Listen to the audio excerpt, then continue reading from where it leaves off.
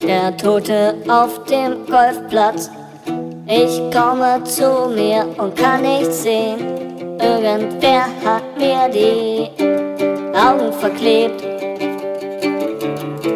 Wo bin ich? Es riecht nach Modder. Widerlich, was ist das für ein Geräusch? Als ob jemand ganz schnell mit einem Löffel gegen einen Topf haut. Da kommt ein Anruf vom Assistenten.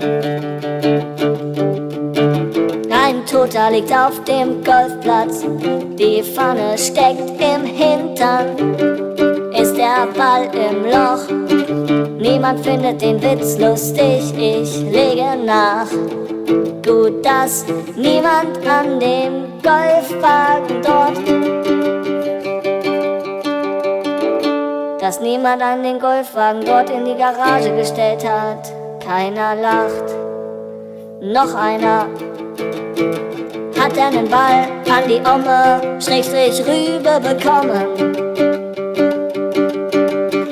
Die Spurensicherung ist schon da. Das Golftee steckt noch im Mund. Ein blutiger Ball vor Loch 13. Wer war der Typ? Unternehmer und Stammgast. Er hatte Streit mit dem Wirt und die Scheidung droht. Unternehmen geht pleite. Streit mit Umweltaktivisten, zu denen auch sein Bruder gehört. Er wollte ein Biotop kaufen und dafür ein Lager planieren. Der Golfplatzbesitzer war sein bester Freund.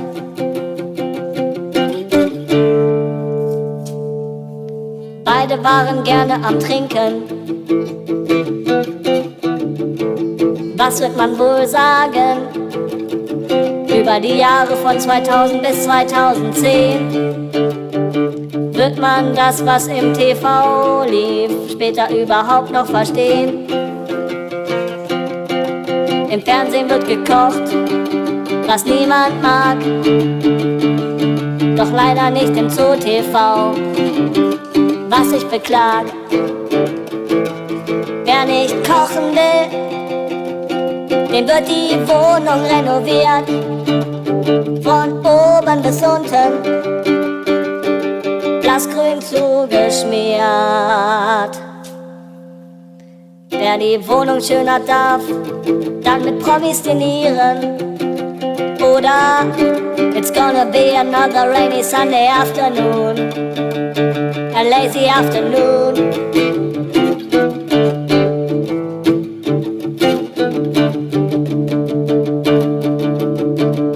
A lonely chessboard is waiting for us. We're waiting for the figures to move, but the figures won't move.